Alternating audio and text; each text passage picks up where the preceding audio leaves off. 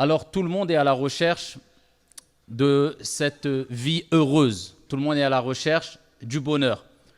Et chacun a sa conception du bonheur et quelquefois même de la réussite. Quand je dis chacun, tout dépend de nos convictions religieuses, de notre croyance. En tout cas, ce qui m'importe ici, c'est de parler en tant que croyant musulman, et je m'adresse à des croyants musulmans.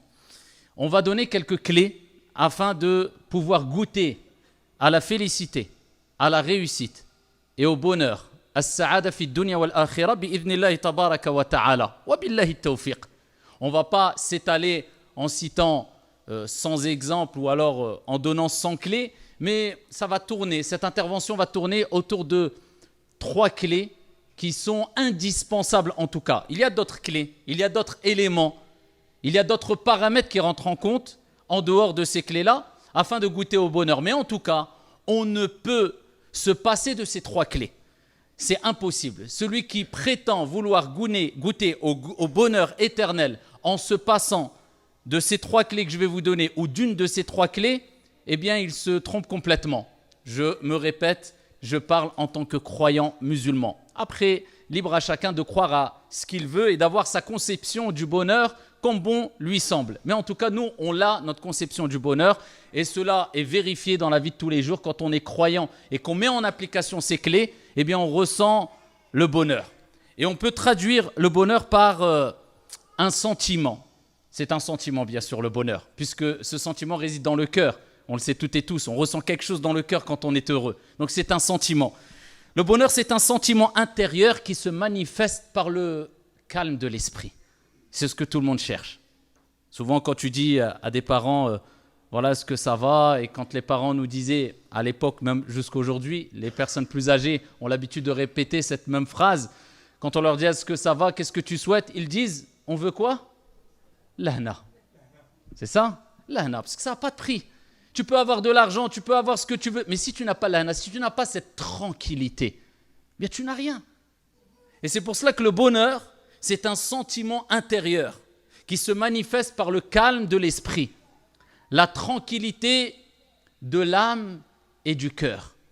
Et cela est propulsé par la puissance de l'iman, la foi. Et quand tu as goûté au bonheur, ce bonheur que je viens de vous expliquer, le calme de l'esprit, la sérénité du cœur, la sérénité de l'âme, wallahi, tu n'as plus rien à envier à qui que ce soit, qu'il soit riche ou pas, fort ou pas, puissant ou pas, connu ou pas. Parce qu'il faut savoir une chose, le bonheur éphémère, tu peux l'acquérir à travers des biens mondains éphémères. C'est possible. À travers l'argent, à travers ici le fait que tu sois connu, à travers un poste, à travers un... Mais il faut bien comprendre, c'est un bonheur éphémère qui disparaîtra quand tes biens de ce bas monde disparaîtront. Kullu man alayha fan. Et tout ce qu'il y a sur la surface de la terre est voué à éphémérité. Donc ton bonheur ne perdurera pas. Puisque tu as basé ton bonheur sur une chose éphémère, l'argent. Ça va rester l'argent? Est-ce que tu prendras juste 1 euro avec toi dans la tombe? Est-ce que juste la clé de chez toi, il y a un intérêt que tu la prennes avec toi dans la tombe? Donc tu as basé ton bonheur sur une cause éphémère, ton bonheur ne sera qu'éphémère. Mais la vraie réussite, le vrai bonheur, la vraie vie heureuse réside dans ce qui n'est pas éphémère. Et ce bonheur-là ne s'achète pas, mais il se gagne. En gagnant l'amour de celui qui accorde le bonheur à qui il veut quand il veut, Allah subhanahu wa ta'ala. Donc le bonheur éternel, parce que c'est un bonheur éternel.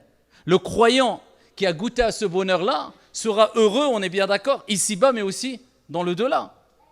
Puisqu'Allah subhanahu wa ta'ala aura été satisfait de lui, et Allah azza wa jal, de par sa miséricorde et sa compassion et sa justice, aura placé le bonheur dans son cœur ici-bas, et s'il a mérité le bonheur ici-bas, il goûtera au bonheur dans le delà. Jaza'an wifaqa. Tu as travaillé, tu as mérité le bonheur ici-bas, Allah azza wa jal te rétribuera par le bonheur éternel. C'est pour cela que nous, en tant que croyants, on a cette conception du bonheur. C'est un bonheur qui n'est pas éphémère, mais c'est un bonheur éternel. Et wallahi wa rabbil Kaaba, Il suffit d'aller regarder à droite et à gauche, devant et derrière nous. À travers notre petite expérience, je ne dis même pas à travers celles et ceux, les histoires de celles et ceux qui nous ont précédés, mais juste à travers notre petite expérience autour de nous, regardez. Ceux qui sont dans la voie de l'illicite, dans le haram, dans l'argent illicite, loin de la prière, loin de la religion, loin de... Bien que quand on voit de manière apparente, ils n'ont rien à envier à personne. Souvent, ils ont des belles maisons, ils ont de l'argent, ils ont tout pour être heureux. Et ils sont heureux quelquefois de manière apparente. Mais on a dit que le bonheur, c'est un sentiment intérieur. Et wallahi, tu peux paraître être le plus heureux et le plus riche et le plus beau si tu n'as pas la richesse intérieure et le calme de l'esprit, le calme du cœur, la sérénité du cœur. Si tu n'as pas ce bonheur, cette tranquillité intérieure, tu n'as rien, et on le sait. Et ô combien de riches se sont suicidés, puisqu'ils se sont dit, j'ai de quoi assouvir mes besoins, mes envies. Je peux acheter ce que je veux pour être heureux.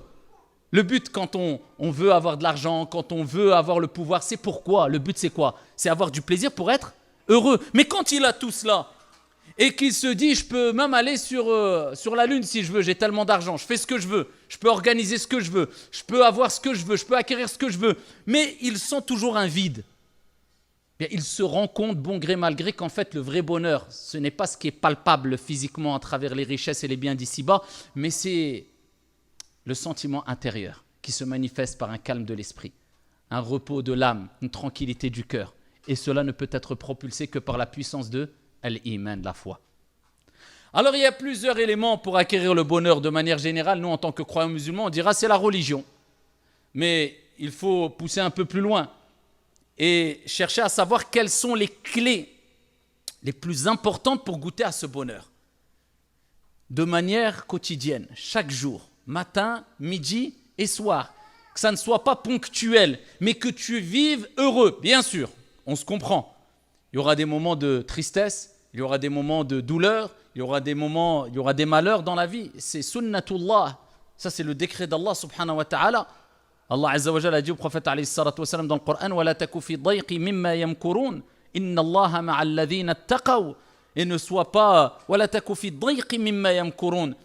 N'est pas ce sentiment d'angoisse. Il ne faut pas avoir cette poitrine serrée, être mal, être gêné à cause de ceux qui complotent contre toi. Allah est avec ceux qui le craignent. Et Allah est avec les bienfaisants. Allah s'adresse à qui? Au prophète alayhi salatu wa salam. Le prophète a pleuré quand son fils est décédé. Et il a rappelé que c'est une miséricorde de la part d'Allah. Donc c'est tout à fait normal d'avoir ces moments de joie, de tristesse, de réussite, d'échec. Allah nous dit dans le Coran, et c'est ainsi que nous faisons alterner les jours. Un jour pour toi, un jour contre toi. Un jour bon, un jour mauvais. Un jour de joie, un jour de tristesse. Mais le croyant, eh bien, c'est pertinemment que ces épreuves, eh bien, seront une source de bonheur au jour de la résurrection. Et que ce n'est que passager. Et il ne dépasse pas les limites en se plaignant d'Allah, mais il se plaint auprès d'Allah en étant satisfait de ce qui lui arrive. Et il sait pertinemment que toute épreuve qui le touche, eh bien, c'est une expiation des péchés et c'est une purification pour lui ici-bas et dans le delà. Et sûrement qu'Allah subhanahu wa ta'ala lui a évité pire. Parce qu'Allah subhanahu wa ta'ala, de par sa miséricorde, eh bien, il n'accorde pas, il ne donne pas à une âme une charge au-dessus de sa capacité. La yukallifullahu nafsan illa wus'aha. Tout ce que tu vis, tu peux le supporter et tu peux le surmonter. Il faut simplement t'en remettre à Allah subhanahu wa ta'ala et savoir qu'Allah azza wa jal n'abandonne jamais ses serviteurs qui disent La ilaha illallah Muhammadur Rasulullah. Parmi les clés du bonheur, et on va les citer par ordre de priorité. Il y a 3 clés. On entend souvent parler, mais est-ce qu'on les a bien saisies? Je ne vais pas m'attarder des heures, mais simplement, il est important de comprendre l'importance et la valeur de ces clés-là. Il y a ad-du'a. Ensuite, un degré au-dessus de du'a. Il y a ad-dhikr, l'évocation. Ensuite, un degré au-dessus de l'évocation, il y a as-salah, la prière. Pourquoi ad-dhikr au-dessus de l'invocation? Pourquoi la prière au-dessus du dhikr? On va le voir, incha'Allah. Nous avons dit précédemment que si tu veux le bonheur éternel, il faut le gagner, il ne s'achète pas. Et comment on le gagne? En gagnant l'amour d'Allah Azza wa Jal. Et comment on gagne l'amour d'Allah Azza wa Jal? وَمَا خَلَقْتُ الْجِنَّ وَالْإِنسَ إِلَّا لِيَعْبُدُونَ. Allah Azza wa Jal, il nous dit dans le Coran, je n'ai créé les djinns et les hommes que pour m'adorer. C'est à travers son adoration. Et il n'y a pas d'action à travers laquelle le serviteur se rapproche le plus d'Allah subhanahu wa ta'ala et est le plus aimé par Allah subhanahu wa ta'ala, comme il est relaté dans le hadith divin, que ce par quoi Allah Azza wa Jal, ou que à travers les actes qu'Allah subhanahu wa ta'ala lui a ordonné de faire, les obligations. As-salah, as-siyam. Ça ne sert à rien de se préoccuper de ce qui est surérogatoire alors que tu n'excelles pas dans ce qui est obligatoire. Allah Azza wa Jal te rappelle que les actions qui te rapprocheront le plus d'Allah et te permettront de gagner l'amour d'Allah, imagine-toi, Allah t'aime. Et quand Allah t'aime, tu es un allié d'Allah. Et quand tu es un allié d'Allah, de quoi crains-tu? Qu'est-ce qui va te détourner du bien après cela? Allah veut ton bien. Khalas. Mais cet amour-là, il se gagne à travers ce que Allah t'a ordonné de faire. Concentre-toi par ce qui est obligatoire. Et c'est ce qui nous désole aujourd'hui. Tu verras peut-être une personne polémiquer des heures. Une personne apprendre la science pendant des heures chaque jour. Une personne prête à parler et exhorter les gens pendant des heures. Mais la base, il ne l'a même pas. قَدْ أَفْلَحَ الْمُؤْمِنُونَ الَّذِينَ هُمْ فِي صَلَاتِهِمْ خَاشِعُونَ. Allah dit, certes, ont réussi les croyants. Qui sont, ya Allah, ces croyants-là qui ont réussi, ils ont gagné ça et stop, classe. Celles et ceux qui sont humbles, qui ont cette concentration dans la prière. Cette personne qui va fournir énormément d'efforts dans des domaines, dans des sujets, alors que as-salah, il la bâcle et il fait peut-être la prière de l'hypocrite. Vous voyez l'importance de les priorités, al-awlawiyat. Concentre-toi par ce qui est accessible par toutes et tous. Parce que vous ne trompez pas. Allah subhanahu wa ta'ala, par sa miséricorde, il ne veut pas priver ses serviteurs du paradis, des meilleurs degrés au paradis. Simplement parce qu'un de ses serviteurs a moins d'intelligence que l'autre, a moins de capacité que l'autre, Non, il nous donne des moyens pour gagner le paradis, les plus hauts degrés du paradis, ici, et il nous donne ces moyens-là pour que ça soit accessible à toutes et à tous. As-salah. Donc quelqu'un qui prie avec concentration, alors en respectant la prière, qui vit avec la prière, wallah, il est meilleur auprès d'Allah Azza wa Jal que celui qui exhorte toute la journée je ne sais combien de personnes alors qu'il bâcle sa prière à côté. Donc vous voyez, c'est pas tout dans le paraître, mais tout est dans le paraître auprès d'Allah Azza wa Jal. Quand tu es en intimité avec Allah, comment tu pries? Quand personne te voit, quelle est ton intention quand tu donnes l'aumône? Quel khair tu fais? En tout cas, parmi les clés du bonheur, il y a ad-du'a. Ad-du'a, pourquoi ad-du'a? Parce que c'est une ibada. Et Allah nous a créés pour l'adorer. Et Allah subhanahu wa ta'ala et son prophète alayhi salatu wa salam ont rappelé que ad-du'a huwa al-ibada. Comme le prophète alayhi salatu wa salam l'a dit, ad-du'a huwa al-ibada. Allah nous a créés pour l'adorer, mais il nous rappelle que l'adoration même, c'est ad-du'a. Parce que tu concrétises le tawhid, l'unicité d'Allah, ce pourquoi Allah nous a créés à travers le dua. Tu ne demandes pas à Foulan, mais tu demandes à Allah. Tu espères pas de Foulan, mais tu espères d'Allah. Tu attends la réponse, non pas de Foulan, mais d'Allah. Tu places ta confiance en Allah Azza wa Jal et pas à Foulan ila akhiri. Donc tu t'en remets toujours à Allah subhanahu wa ta'ala. Tu demandes à Allah, tu espères d'Allah subhanahu wa ta'ala et tu patientes. Parce que le croyant qui fait de dua, il se doit de patienter.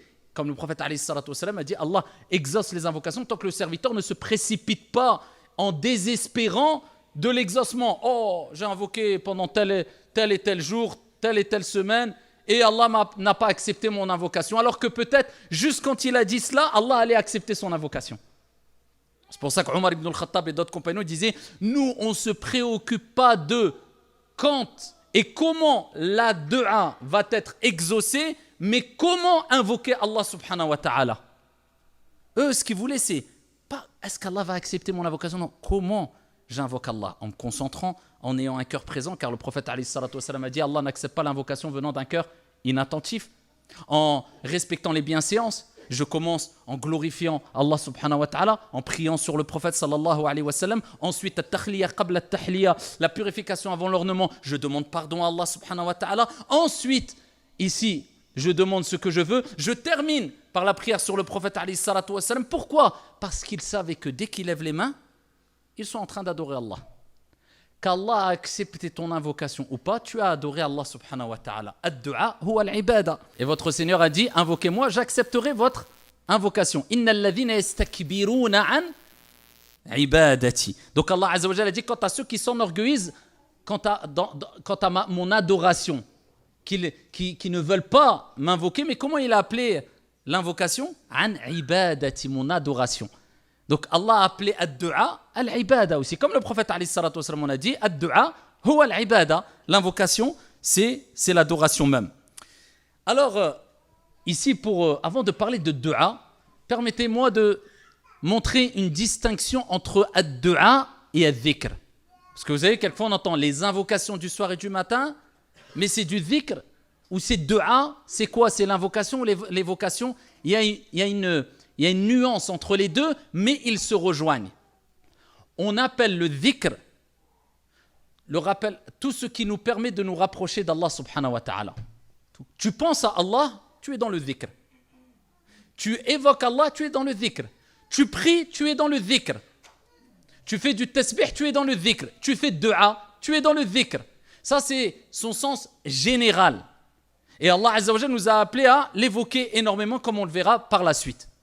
Mais ad-du'a, ici pourquoi le dhikr est appelé ad-du'a aussi? Du'a, on sait, c'est l'invocation, tu demandes, c'est une demande, talab.